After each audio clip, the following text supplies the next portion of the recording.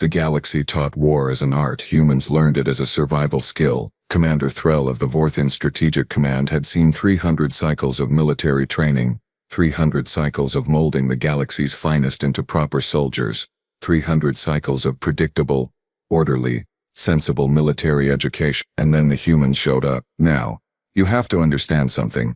The Vorthin Military Academy wasn't some backwater training ground for planetary defense forces. No.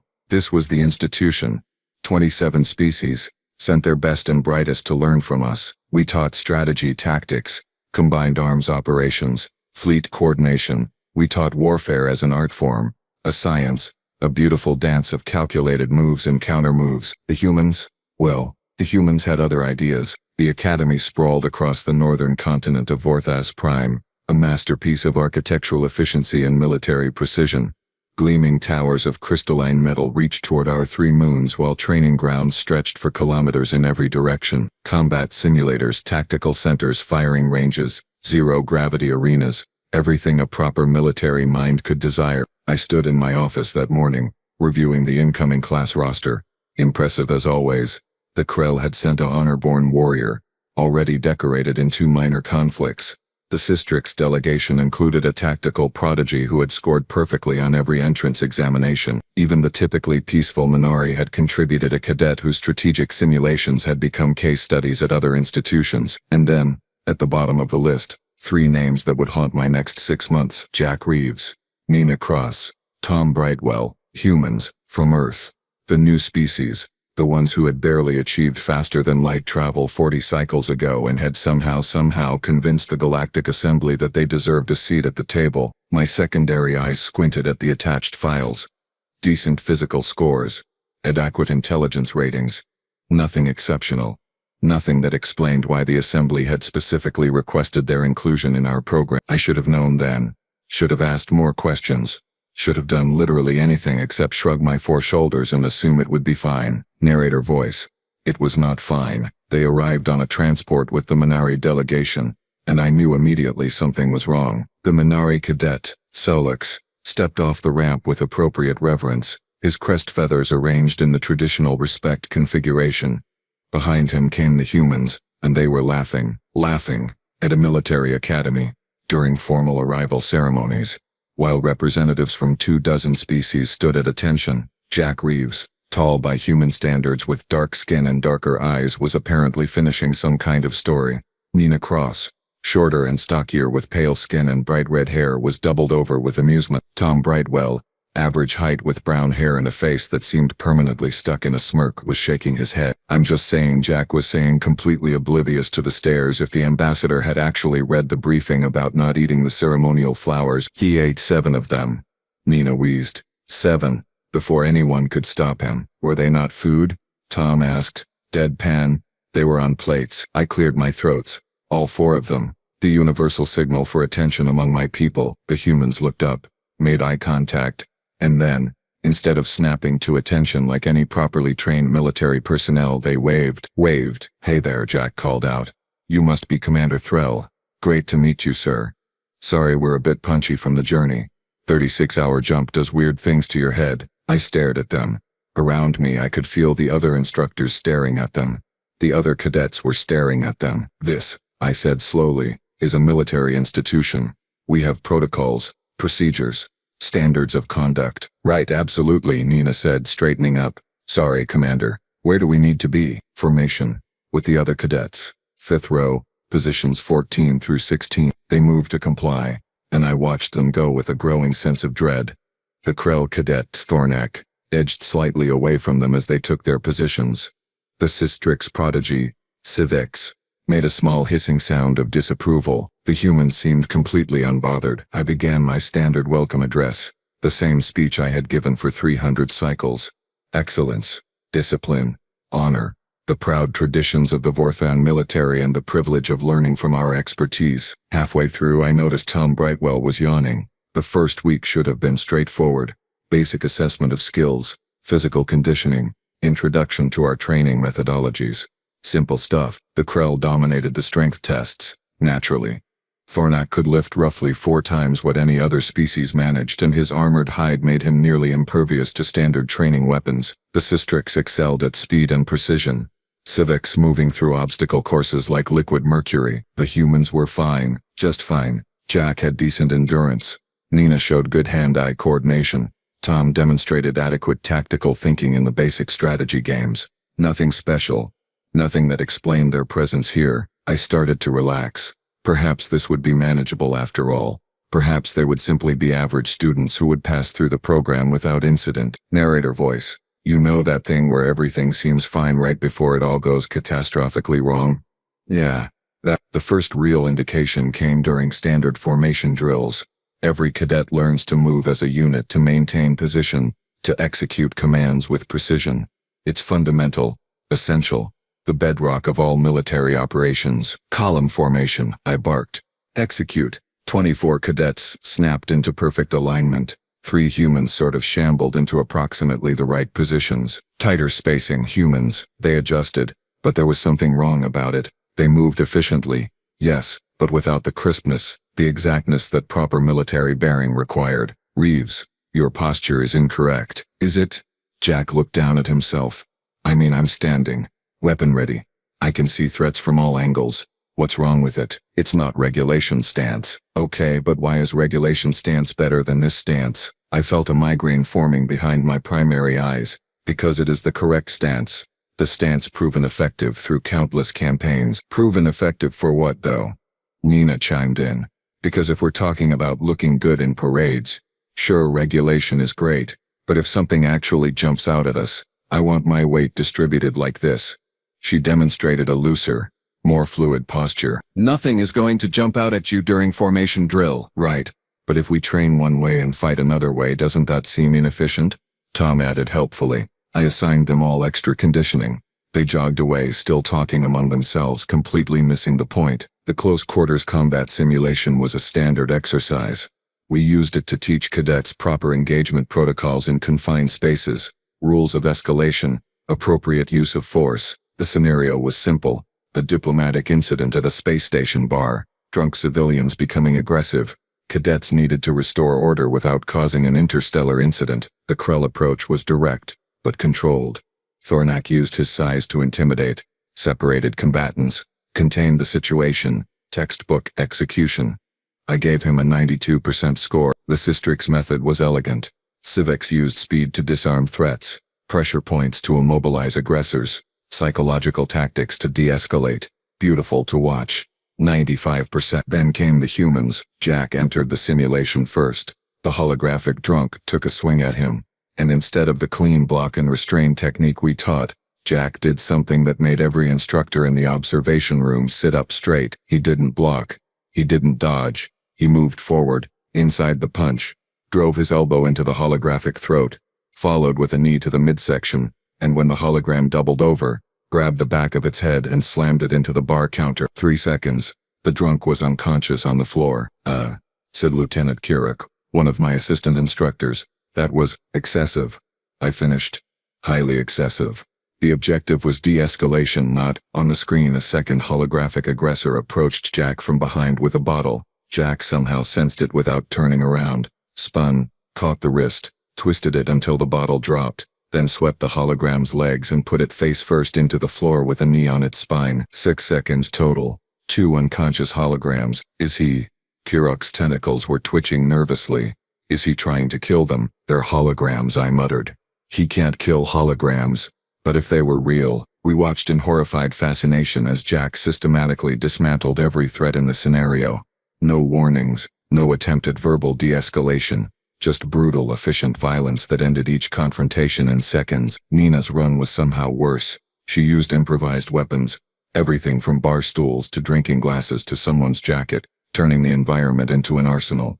Tom's approach was sneakier, targeting joints and pressure points we didn't even know humans were aware of. When they finished, all 3 stood in front of my desk while I tried to formulate words. That, I finally managed, was not de-escalation. Sure it was, Jack said. Everyone was very de-escalated at the end. Nobody was fighting anymore, because you incapacitated them. Right. De-escalated. That is not what that word means. Nina tilted her head. Commander, Genuine question. What did you want us to do? Use appropriate force. Verbal commands. Restraint techniques. Not whatever that was. Okay, but here's the thing, Tom said, leaning against my desk in a way that would have gotten any other cadet disciplined. If someone's already drunk and swinging at me, verbal commands aren't going to work. And restraint techniques are great if you've got backup in time, but in a real bar fight you've got maybe 2 seconds before his buddies join in. So you end the threat fast, you end it hard, and you move to the next problem. This was a diplomatic scenario. Yeah, and we didn't kill anybody, Jack pointed out.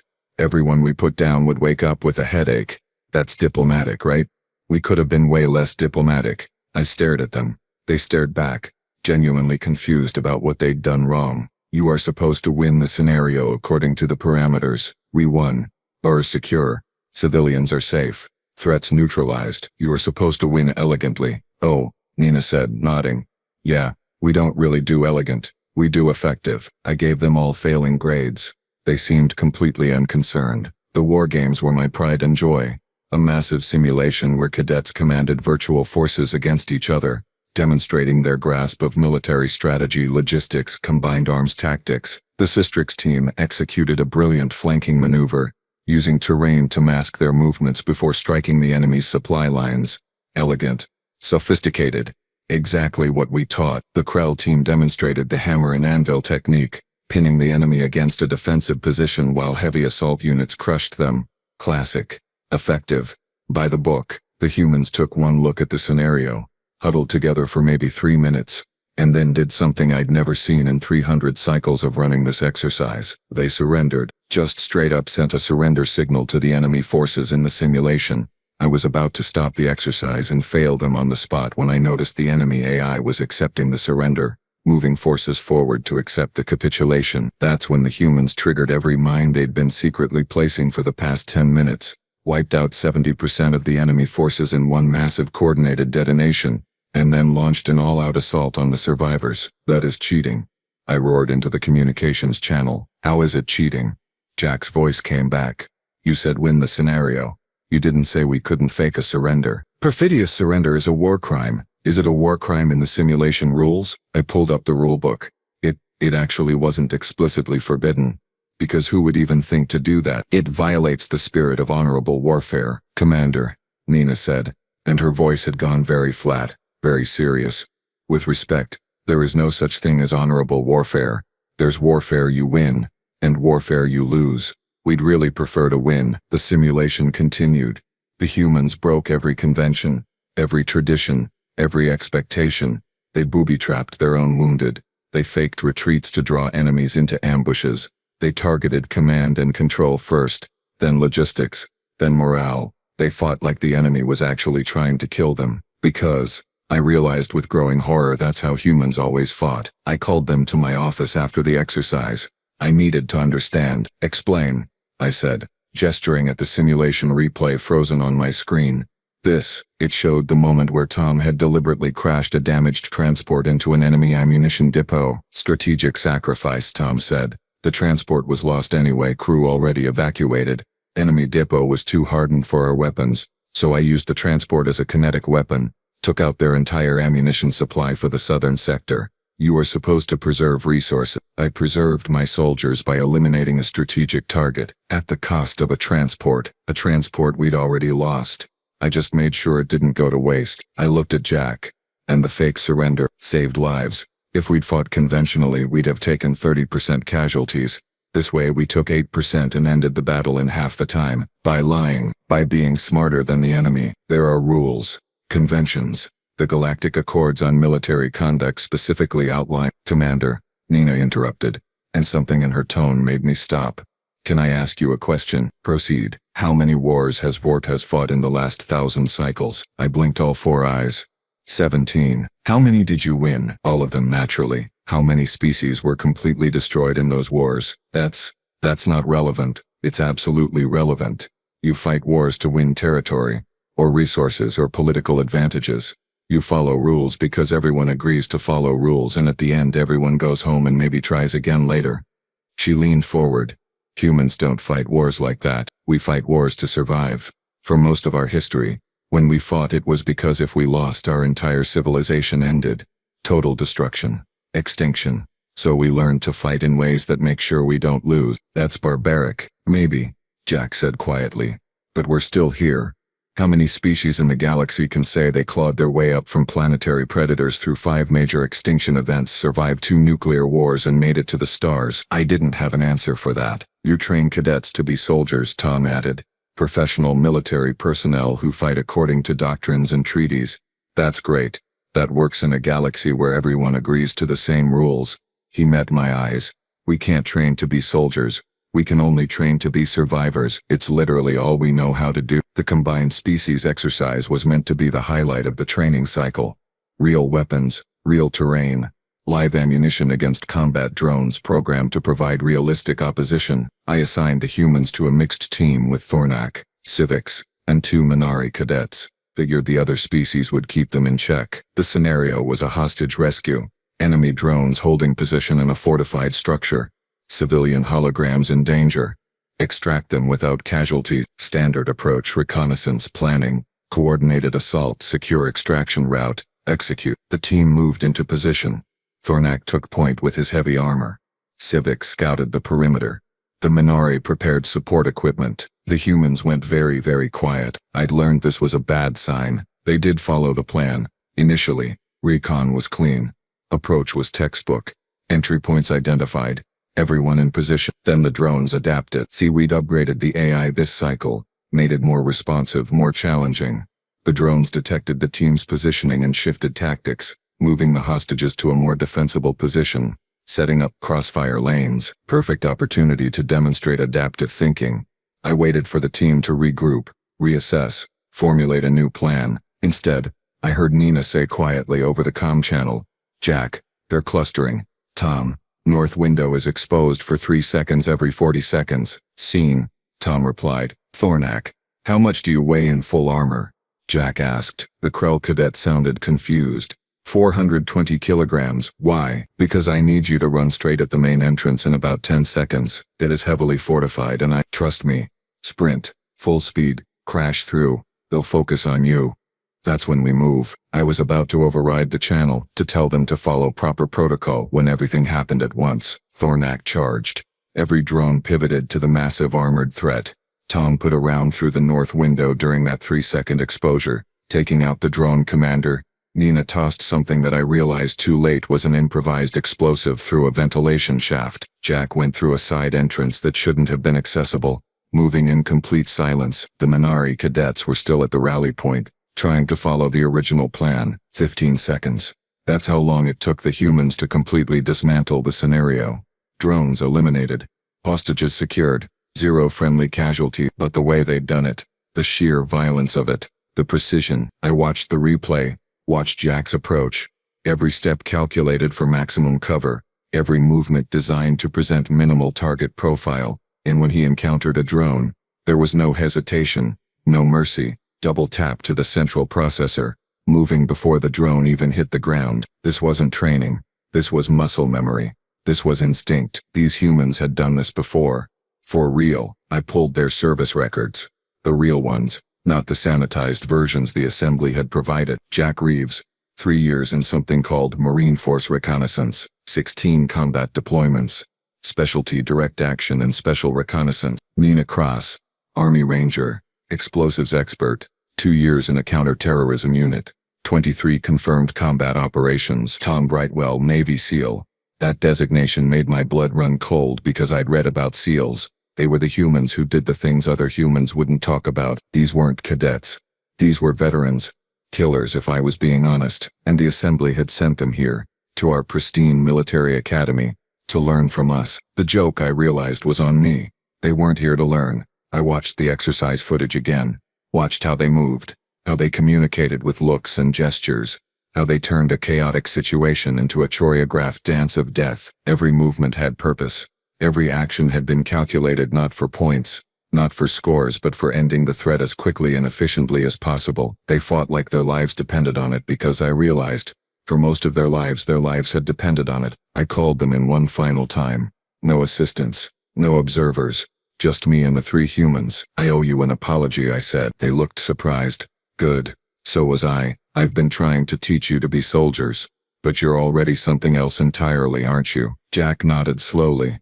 Commander, Earth's had organized warfare for about 5,000 years. Continuous, almost non-stop conflict. We've tried every strategy, every tactic, every philosophy of combat. Some worked. Most didn't. The ones that didn't work, those people died and their ideas died with them. What's left is what works. You understand, I said carefully, that what works for human warfare may not be appropriate for galactic conflicts. Do we? Nina leaned back in her chair. Commander, you asked earlier about our wars, about how we fight. Here's the thing about human military history. We don't fight for territory, or resources, or because someone insulted our honor. We fight because someone decided we shouldn't exist anymore. The Nazis wanted to exterminate entire populations. The nuclear wars were about survival of the species. Even our ancient wars were about civilizations that would enslave or destroy the losers. So, we learned, Tom continued, that when you fight to end the fight. Not to win points, not to look good. You fight until the other side can't fight anymore. Most species in the galaxy, I said, have never faced extinction. Yeah, Jack said quietly. We noticed. You all fight like you're going to get a rematch. Like there's a referee who'll stop things if they get too rough. Humans fight like we're never going to get another chance. Is that why you break every rule? Rules are for people who can afford to lose, Nina said. We never could. I thought about that for a long moment. Thought about my 300 cycles of teaching proper military doctrine to species who'd never had to face total annihilation.